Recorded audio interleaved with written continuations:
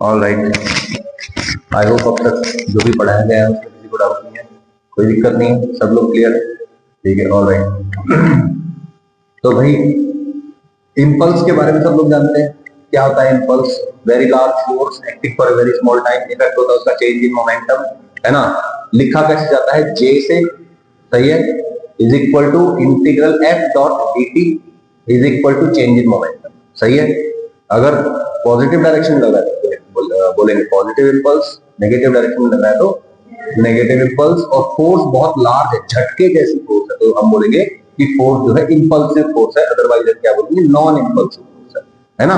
Spring force impulsive नहीं होगी, मेरी गर्दन नहीं देखनी है, दिमाग इस्तेमाल करना, ठीक है। Tension force can be impulsive, yes और no. Friction in some cases can be impulsive, है ना। Normal reaction can be impulsive, मेरी गर्दन में देखो, दिमाग लगाओ। Normal reaction can be impulsive, कोई ऑब्जेक्ट जब जमीन से टकराता है तो क्या होता है, इम्पल्सिव फोर्स होती है, ठीक है, ओके। और कुल मिला के हमको इम्पल्स के लिए क्या करना होता है, चेंज इन मोमेंटम निकालना होता है, यस और नो, ठीक है, ओके। ये वाले क्वेश्चन में तो कोई डाउट नहीं था, ये हो गया, ठीक है। तो we can directly use the momentum conservation by taking the complete as a system, ठीक है ना, कोई दिक्कत। जब पूरे को सिस्टम मान लेंगे तो इनके बीच में जो आपस में फोर्स लग रही है, टेंशन वाली या नॉर्मल रिएक्शन वाली, वो इंटरनल फोर्स हो जाती है और हम मोमेंटम कंजर्वेशन डायरेक्टली लगा सकते हैं, कोई दिक्कत इसमें, ठीक है भाई, okay. Impulsive forces become internal forces, ठीक है भाई। अच्छा, initial momentum equal to final momentum हो जाएगा। During impulse the string can not be considered inextensible. जो स्ट्रिंग है आपकी, आप उसको इनएक्सटेंसिबल नहीं मान सकते। हम जनरली मानते हैं ना, जो स्ट्रिंग है, जो धागा है, वो ना खिंचता है और ना ही उसमें कोई एनर्जी स्टोर होती है ना, वो मासलेस होता है। लेकिन इन केस ऑफ इंपल्स हम धागे को इनएक्सटेंसिबल नहीं मान सकते, आइडियल नहीं मान सकते, ठीक है। वो थोड़ा सा खिंच जाएगा, उसके अंदर भी there is some loss of energy, ठीक है ना। तो क्या बोलेंगे भाई, during impulse the string can not be considered inextensible, hence work done by tension is not zero in this case. हम पढ़ते हैं ना कि भाई यहाँ पे इस रस्सी में टेंशन कांस्टेंट है, तो बोलो इस रस्सी ने इसको पीछे की तरफ खींचा है, इस ब्लॉक को आगे की तरफ खींचा है, तो बोलो work done on this plus work done on this is equal to zero आता था पहले, यस और नो। लेकिन इस केस में work done by tension zero नहीं होगा, बिकॉज स्ट्रिंग थोड़ा सा एक्सटेंड हो जाती है, यस और नो, ठीक है। तो initial energy is not equal to final energy, hence energy conservation can not be used. Energy conservation यहाँ पे यूज नहीं कर सकते, ठीक है भाई, कोई दिक्कत यहाँ तक, सिंपल कंसेप्ट है बिल्कुल, ठीक है, ओके।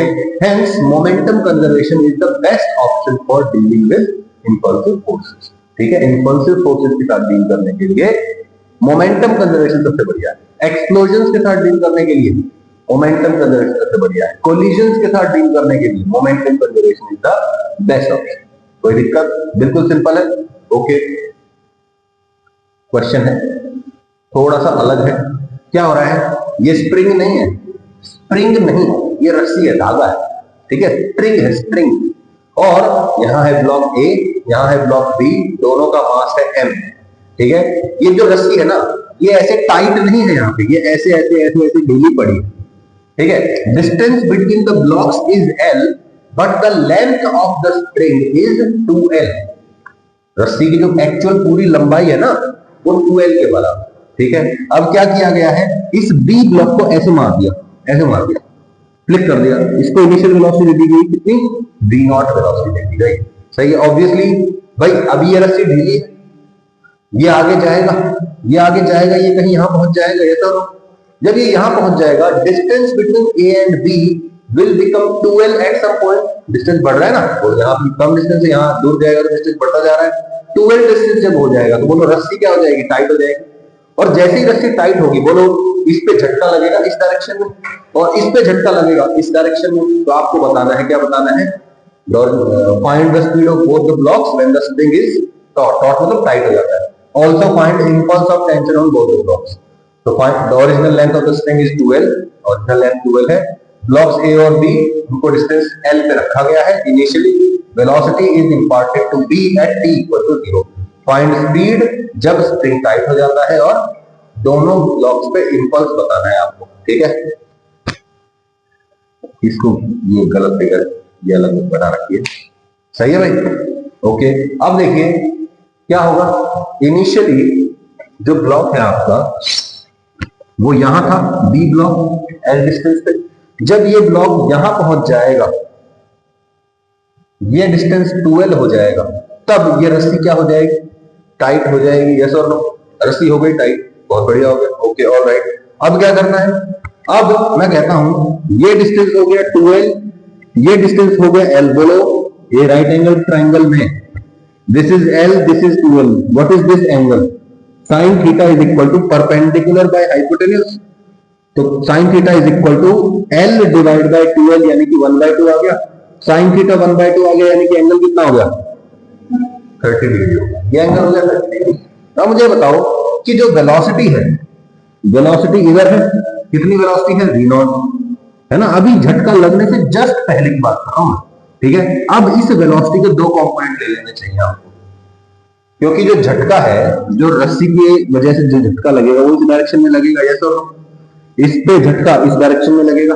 तो हमें क्या करना पड़ेगा, वेलोसिटी जो है वो इसकी डायरेक्शन में तो नहीं है, इससे कुछ और डायरेक्शन में है, तो हमें दो हिस्से लेने पड़ेंगे वेलोसिटी के। पहला हिस्सा तो लेना पड़ेगा इसकी डायरेक्शन में, स्ट्रिंग की डायरेक्शन में, और दूसरा हिस्सा लेना पड़ेगा इस स्ट्रिंग के परपेंडिकुलर।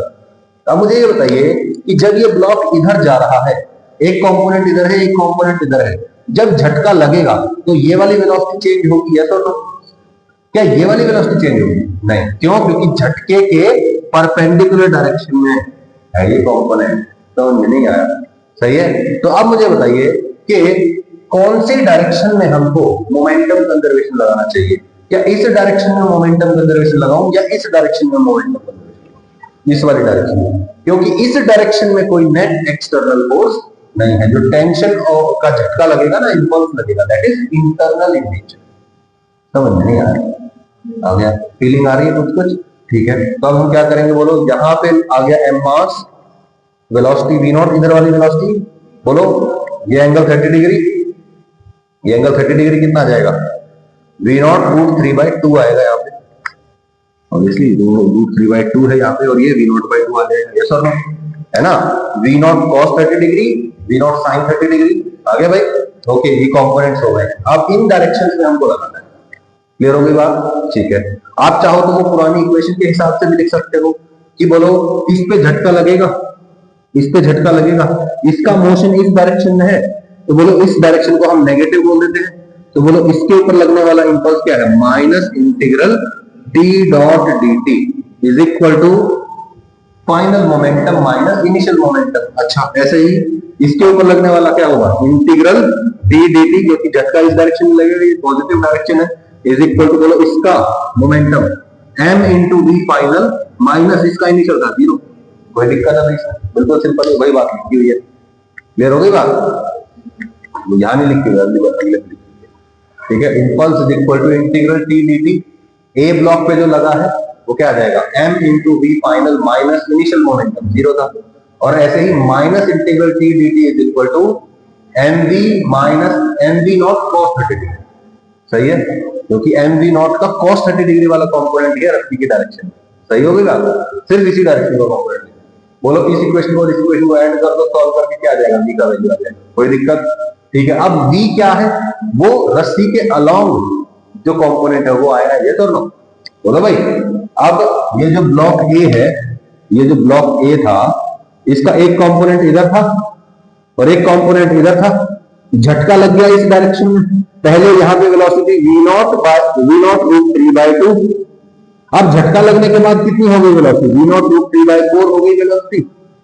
अब बताओ इसकी एक्चुअल फाइनल वेलोसिटी कितनी है,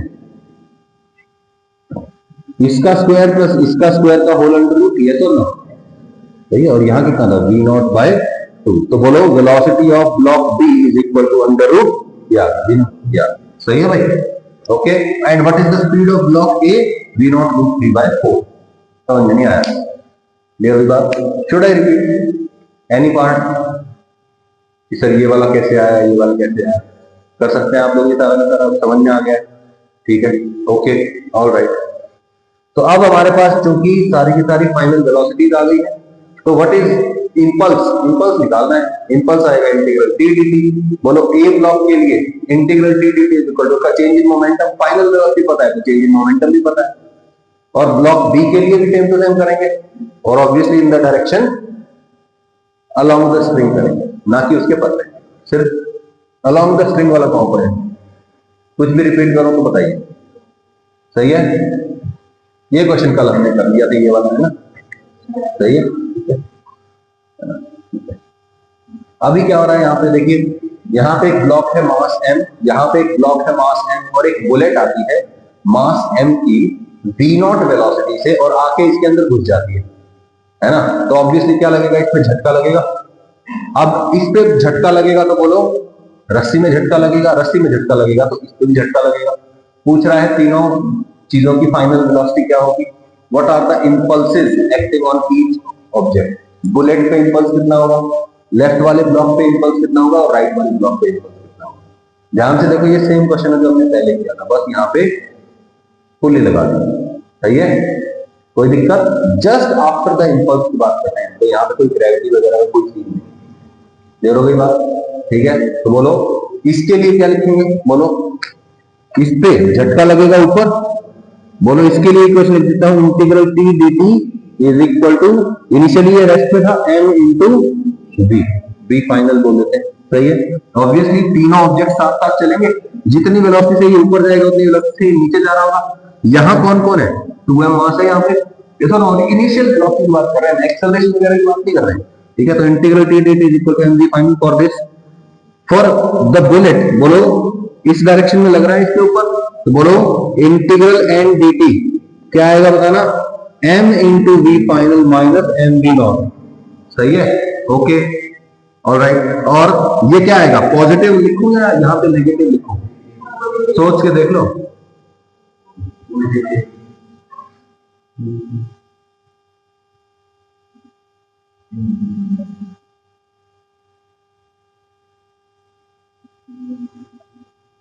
ध्यान से देखो, इसकी वेलोसिटी ज्यादा है, टकराने के बाद इसकी वेलोसिटी कम हो जाएगी, तो फाइनल वेलोसिटी कम है, इनिशियल वेलोसिटी ज्यादा है, ये ओवरऑल क्या आने वाला है, नेगेटिव, तो नेगेटिव लगाना पड़ेगा, सही है, सही है ना। अब इसके लिए क्या लिखना है, बोलो इसके लिए दो चीजें हैं, एक तो नॉर्मल रिएक्शन, इसके और इसके बीच में नॉर्मल रिएक्शन जो है, नॉर्मल रिएक्शन इसके और इसके बीच में नॉर्मल रिएक्शन है, जब ये टकराएगा तो नॉर्मल रिएक्शन नीचे की तरफ लगेगा। बोलो इसकी स्पीड बढ़ाने की कोशिश कर रहा है ना नॉर्मल रिएक्शन, तो हम क्या लिखेंगे, इंटीग्रल एन डी टी, ये तो रहेगा पॉजिटिव, और टेंशन का झटका लगेगा इसकी वेलोसिटी से ऑपोजिट, तो टेंशन का झटका लिखेंगे negative, minus T d t is equal to obviously इसका मास इंटू इसकी वेलोसिटी माइनस इनिशियल वेलोसिटी, सही है। तो नहीं आया, तीन इक्वेशन आ गई, तीनों को ऐड कर दो, मोमेंटम कंजर्वेशन लग जाएगा, फाइनल वेलोसिटी आ जाएगी v नॉट बाय 3, सही है।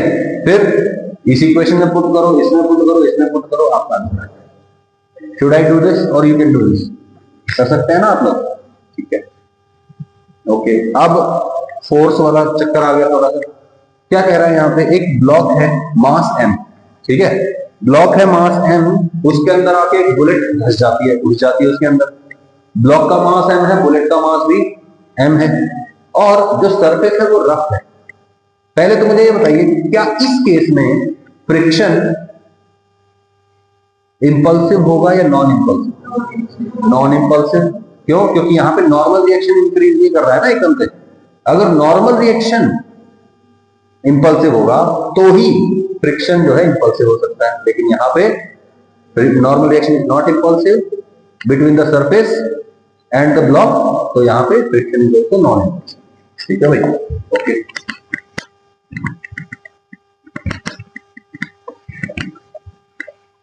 क्वेश्चन बड़ा ही सिंपल है, क्वेश्चन है कि भाई जब ये बुलेट आके इसके अंदर घुस जाती है तो ये दोनों एक साथ चलने लग जाएंगे, सरफेस रफ है, कितनी दूरी में जाके ये रुकेंगे, क्योंकि कंटिन्यूअस फोर्स तो है नहीं, एक्सटर्नल फोर्स तो नहीं है ना, सिर्फ और सिर्फ एक फ्रिक्शन है, और सिर्फ और सिर्फ फ्रिक्शन है तो क्या होगा, ये धीरे धीरे करके रुक जाएगा। कितने डिस्टेंस में रुकेगा ये question.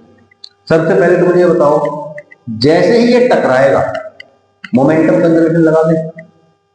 Momentum conservation is the best thing. Impulse का तो कोई चक्कर ही नहीं पूछ रहा, इंपल्स को निकालने की बात नहीं कर रहा, इक्वेशन लिखने का मन ही नहीं है मेरा। मेरे से तो ये पूछ रहा है कि भाई ये रुकेगा कितनी देर। मैं कहता हूँ इसकी इनिशियल वेलोसिटी निकालो। जैसे ही ये इसके अंदर घुसेगा इसके पास कुछ वेलोसिटी आ जाएगी। कितनी वेलोसिटी आ जाएगी निकाल लेते हैं। Initial momentum is equal to final momentum, क्योंकि मैंने ये सिस्टम माना है इसके ऊपर बाहर से कोई फोर्स नहीं है, तो बोलो initial momentum is equal to final momentum. Initial momentum बोलो mv0 और इसका 0 था, इज इक्वल टू, जब ये दोनों एक साथ चलेंगे, ये तो एक उसके अंदर घुस गया है और दोनों एक साथ चलने लग गए हैं, तो दोनों का वेलोसिटी कितना हो गया, v फाइनल, फाइनल मास 2m, final velocity v final. सही है भाई, ओके। तो मैं कह देता हूं m से m काट दो, v final is equal to v0 by 2, यानी कि जैसे ही ये इससे टकराएगा ये पूरा का पूरा सिस्टम कितने मास का बन गया, 2m मास का सिस्टम हो गया, और ये चलने लग गया कितनी स्पीड से, v0 बाय 2 स्पीड से। क्लियर हो गई बात, ओके ऑल राइट। अब ये मैंने मान लिया कि ये कुछ s डिस्टेंस में जाके रुक जाता है, और जब ये यहां से चलने लगा तो यहां की velocity is the initial velocity, और जब ये यहां पे जाके फाइनली रुक जाएगा तो फाइनल वेलोसिटी 0। यस और नो? अब बताओ, u पता है मेरे को, v पता है मेरे को s चाहिए। तीनों का रिलेशन कौन सी इक्वेशन होगा, थर्ड इक्वेशन। लेकिन मेरे को एक एक्सेलरेशन और चाहिए होगा, एक्सेलरेशन के लिए फोर्स चाहिए होगा, फोर्स निकाल लेते हैं। बोलिए, जब ये ब्लॉक यहां है ना, 2m मास का ब्लॉक है, आगे जाना चाह रहा है, रफ सरफेस है, कोएफिशिएंट ऑफ फ्रिक्शन होगा, तो बोलो फ्रिक्शन कितना लगेगा, पीछे की तरफ लगेगा। ये ऑब्वियसली स्लाइड करेगा, स्लाइड करेगा, स्लाइड करेगा, तो बोलो फ्रिक्शन इज इक्वल टू क्या होता है, mu into N. In this case N is equal to 2mg, क्योंकि मास 2m है। सही है भाई, ये हो गया नेट फोर्स। इसको इस ऑब्जेक्ट के मास से ही डिवाइड कर दो, कितना मास है इसका, this is equal to acceleration. सही है भाई, एक्सेलरेशन आ गया। बोलो, यहां पे इसने गलत लिखा हुआ है, सिर्फ m से डिवाइड किया, गलती कर रखी है, यहाँ पे 2m से डिवाइड कर रहे हैं, ठीक है ना। ओके, तो what is the acceleration, mu g, वो भी माइनस का म्यू जी। सही है, ओके। इक्वेशन में पुट कर दो, v square minus mu square equal to vs। v कितना है, इनिशियल वेलोसिटी 2 इंटू एक्सेलरेशन कितना है, minus mu G into s। अब s निकालना है, निकाल सकते हैं आप। Sorry,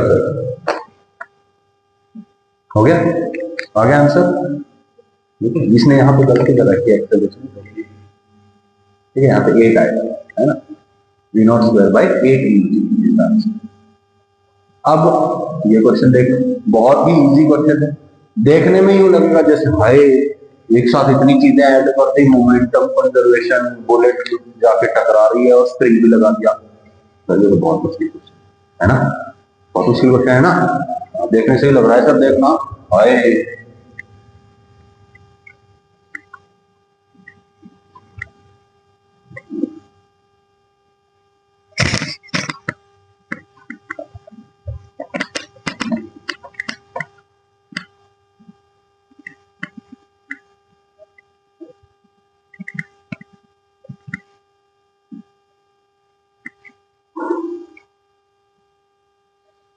okay.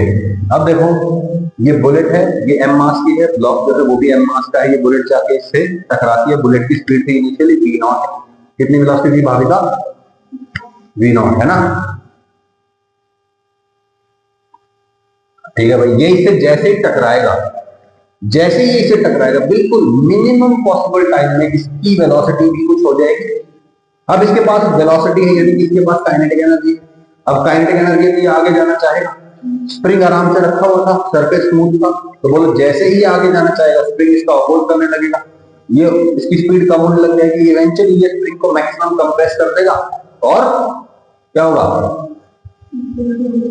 वापस कर देगा, है ना। तो पूछ रहा है स्प्रिंग में मैक्सिमम कंप्रेशन कितना होगा। छोटा सा क्वेश्चन है बिल्कुल। सबसे पहले क्या करना है, जब ये इससे टकराएगा, मोमेंटम कंजर्वेशन लगा दो, क्योंकि यहाँ पे सिर्फ ये है, सर स्प्रिंग की एक्सटर्नल फोर्स नहीं है क्या, अरे भाई स्प्रिंग अभी नेचुरल लेंथ पे है, जब स्प्रिंग नेचुरल लेंथ पे तो वहां फोर्स आएगा, ठीक है ना? ओके, अब बताओ इस सिस्टम के लिए initial momentum is equal to final momentum. सही है? क्या आएगा बताना इनिशियल मोमेंटम? फाइनली ये इसके अंदर घुस जाएगी total mass, final velocity vf। तो बताओ vf का वैल्यू क्या आ गया? सही है, यानी कि इस ऑब्जेक्ट के लिए यहां पे मास हो गया है 2m, सही है, और वेलोसिटी हो गई है v0/2 और एक स्प्रिंग लगा हुआ है। यस और no? Okay, what is the initial energy of this system? क्या यहाँ पे कोई फ्रिक्शन फोर्स वगैरह है? एक्सटर्नल एजेंट है, मतलब initial energy is equal to final energy. तो बताओ यहां पे लगा रहा हूं मैं, energy initial is equal to energy final. Initially क्या है यहाँ पे? सिर्फ और सिर्फ काइनेटिक एनर्जी इसके बाद, और फाइनली जब ये पूरा दब जाएगा स्प्रिंग, तो सिर्फ और सिर्फ स्प्रिंग के पास एनर्जी, काइनेटिक एनर्जी जीरो जाएगी। तो initial energy is equal to half 2m v0/2 का whole square is equal to final energy half k x square. Get the answer. x का वैल्यू मुश्किल है ना बहुत ज्यादा, है ना? है ना? हम बार बार हम एक नया कंसेप्ट लगा देते हैं, है ना? है ना? हर बार एक नया रूल आ जाता है हमारे पास, ऐसा है क्या? या बार बार वही चीजें आ रही है, बार बार वही चीजें आ रही हैं, बार बार क्या आ रहा है? Force is equal to mass into acceleration, momentum conservation और एनर्जी। एनर्जी कंजर्वेशन बोल दो या वर्क एनर्जी थ्योरम बोल दो, बात है ना? वर्क एनर्जी थ्योरम बोलना बेटर है। तीन चीजें बार बार इस्तेमाल होती हैं। कितने टाइप के क्वेश्चन हमारे सॉल्व होंगे? तो ये तीन चीजें जिसको आ गई उसका मैकेनिक्स हो गया, ठीक है ना? ये आपका आंसर आ जाएगा। ओके, अगर यही सरफेस रफ होता तो क्या करते? फ्रिक्शन लगता, फ्रिक्शन लगता तो एनर्जी कंजर्वेशन लगा देते क्या? एनर्जी कंजर्वेशन लगता तो फिर क्या लगता? वर्क एनर्जी का लगता। फिर हम निकालते कि x, अगर ये यहां से x दब गया है तो फ्रिक्शन लगा है पीछे, डिस्प्लेसमेंट हुआ है आगे, तो फ्रिक्शन का वर्क डन नेगेटिव आएगा। कितना आएगा? जो भी फ्रिक्शन का वैल्यू है इनटू डिस्टेंस कितना है x, वो भी नेगेटिव आ जाएगा। Is equal to change in kinetic energy. Change in kinetic energy में क्या लिखोगे? एक तो हाफ एम वी स्क्वायर जो था, है ना, इसका जो एनर्जी था हाफ 2m v0/2 का होल स्क्वायर, और उसके साथ साथ एक हमको स्प्रिंग एनर्जी लिखनी पड़ेगी, है ना? बस यही करना, और क्या कर सकते हैं आप लोग? तो करिए, तो करिए, है ना? The surface is rough, you can see the question, the surface is rough, ठीक है? यहां पे the coefficient of friction is mu, ठीक है? वर्क एनर्जी टर्म में भी लगा रहे हैं अगर, तो अगर आप चाहो तो work done by all forces लिखेंगे is equal to change in kinetic energy. अगर आपको यहाँ पे स्प्रिंग नहीं लिखना है तो आप यहाँ पे वर्क डन बाय स्प्रिंग लिखेंगे। अब ध्यान से देखिए, जब ये ब्लॉक इधर जाता है, वाह वाह वाह, आग निकल रही है, वाह, कितने होनहार, कितने तेजस्वी छात्र हैं, छात्राएं हैं हमारे पास, है ना? फिजिक्स की क्लास में आए हैं without opening your notebook, very good, है ना? सर कई क्वेश्चन दे ना दें,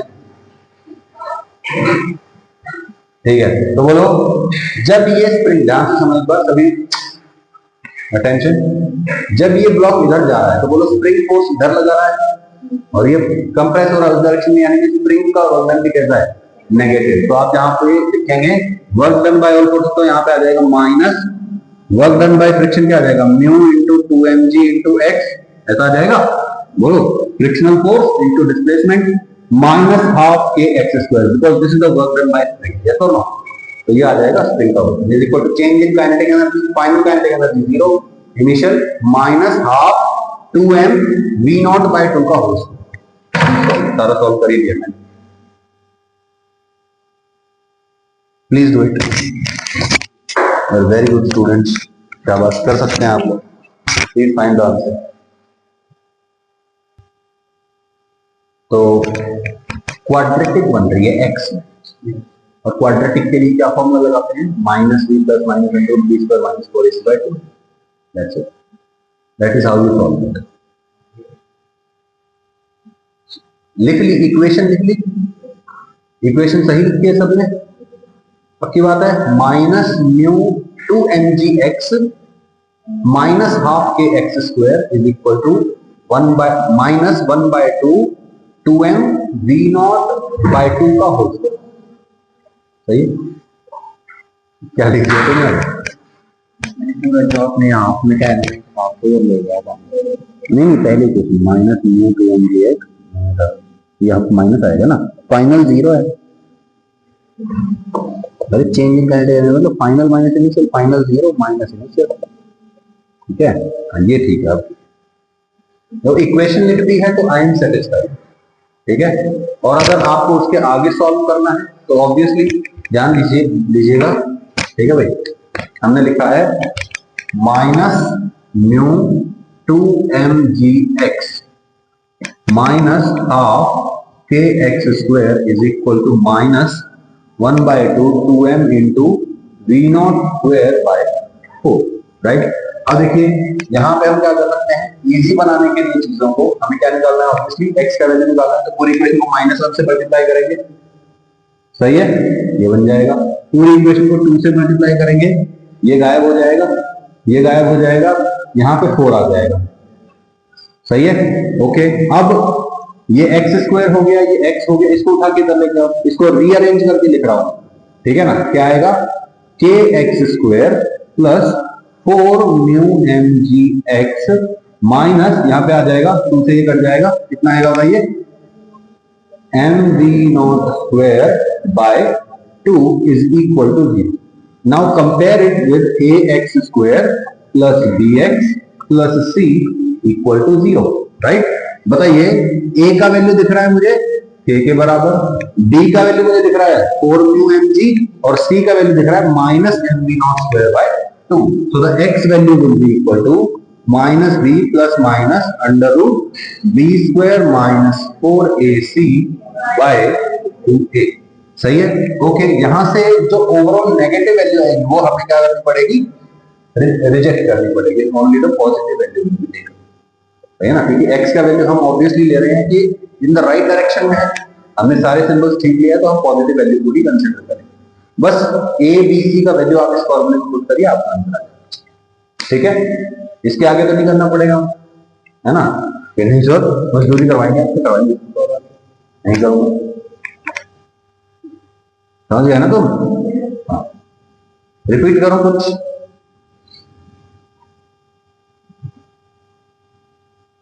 ऑलराइट, तो ध्यान रहे, in case of explosion slash collision conservation of momentum is applicable, ठीक है भाई। तो जो ये आपका इंपल्स वाला टॉपिक है ये यहाँ पे खत्म, ठीक है।